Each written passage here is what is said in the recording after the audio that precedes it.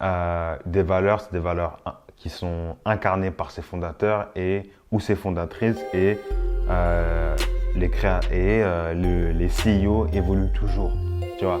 Donc c'est important de se dire, de se demander quelles sont mes valeurs maintenant et pas quelles seront mes valeurs dans 10 ans.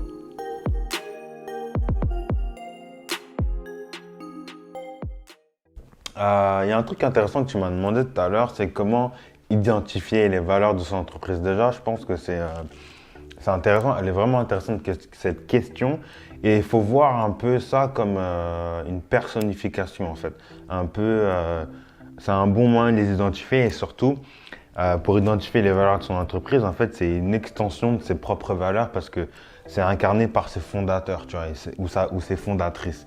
Et il faut se demander, voilà, qu'est-ce qui est important dans ma boîte pour que je puisse le représenter à travers un manifesto, un motto qui est vraiment important pour moi et que je vais défendre. Parce que des valeurs, ça se défend, tu vois.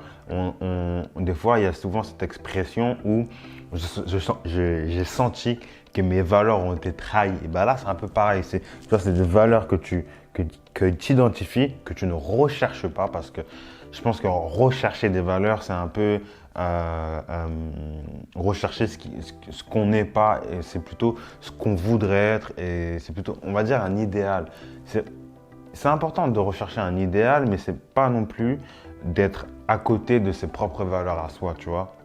Donc, tu vois, pour moi, des valeurs, c'est toujours émotionnel, c'est toujours dans les tripes, c'est toujours irrationnel et tu vois, les valeurs, dans le niveau logique de deal, c'est au niveau 3 sur 6. Donc, tu vois, c'est quelque chose qui est en haut, en fait, en haut de la pyramide et qui va découler qui après va découler, qui va découler et qui aura un impact direct sur les comportements qu'on aura dans notre boîte, l'environnement dans lequel on sera, l'environnement dans lequel qu'on va créer avec nos clients, nos partenaires, nos actionnaires, etc. Et je pense que c'est toujours très personnel et il faut que ce soit vraiment incarné de façon authentique par ses fondateurs, par ses fondatrices, parce que il n'y a que comme ça que tu fais une entreprise forte, une entreprise clivante, radicale. Et je pense que faut faire attention quand tu es dans ce brainstorming au tout début où tes valeurs, tes croyances personnelles et tes convictions personnelles peuvent venir interférer, peuvent venir être un frein sur comment ton entreprise se projette en fait, tu vois.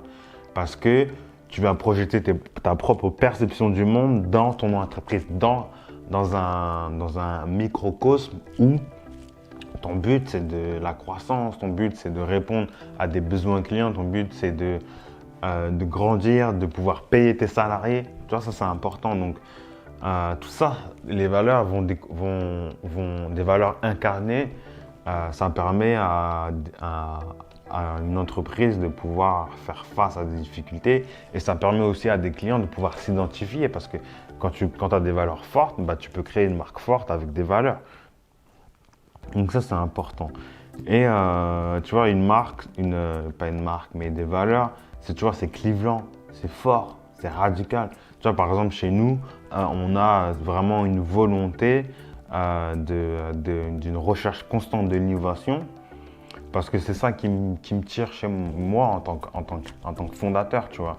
Et ça permet aussi de fédérer tes salariés, tes investisseurs, tes actionnaires, tu vois. Donc, et c'est pas que, tu vois. Par exemple, moi, il y a un truc qui m'anime beaucoup, c'est la révolution, tu vois. C'est de renverser, l'industrie du développement personnel et c'est de daquer une industrie qui est, depuis quelques années, je trouve vraiment toxique, tu vois. Et parce qu'en plus, ça attire des psychopathes, ça attire des personnes malveillantes qui vont passer dans des dérives sectaires et c'est comme ça qu'elles vont être alertées, tu vois. Donc c'est important.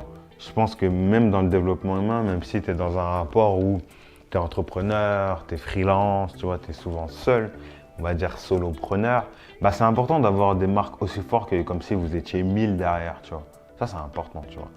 Et pour moi, des valeurs fortes, comment tu peux les identifier, tu vois, bah je pense que c'est de te demander si tu étais une personne, enfin si ton entreprise était une personne, c'est quoi les valeurs qui nous représentent, tu vois. C'est quoi les valeurs pour lesquelles on a envie de se battre, quelle valeur, qu'est-ce qui est suffisamment important pour moi pour que j'aille au combat. Ça, pour moi, ça, c'est des valeurs fortes et clivantes et c'est des valeurs qui te différencient de la masse. Tu vois. C'est de se demander dans mes valeurs actuelles, quelle est l'extension de ses propres valeurs qui sont émotionnelles, irrationnelles et qui automatiquement qui vont me faire avoir des ennemis. Et ça, tu vois, j'ai mis des mois à le comprendre.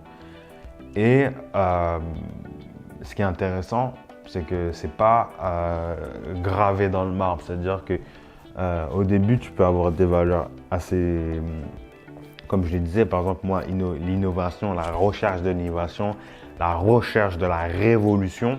Mais après, elles peuvent changer. Ça peut être passer dans le raffinement parce que mon entreprise, elle peut devenir une marque de luxe. J'en sais rien, tu vois, je fais des hypothèses.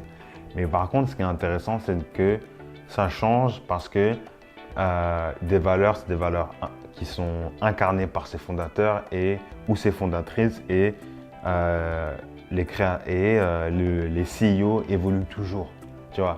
Donc c'est important de se demander quelles sont mes valeurs maintenant et pas quelles seront mes valeurs dans 10 ans.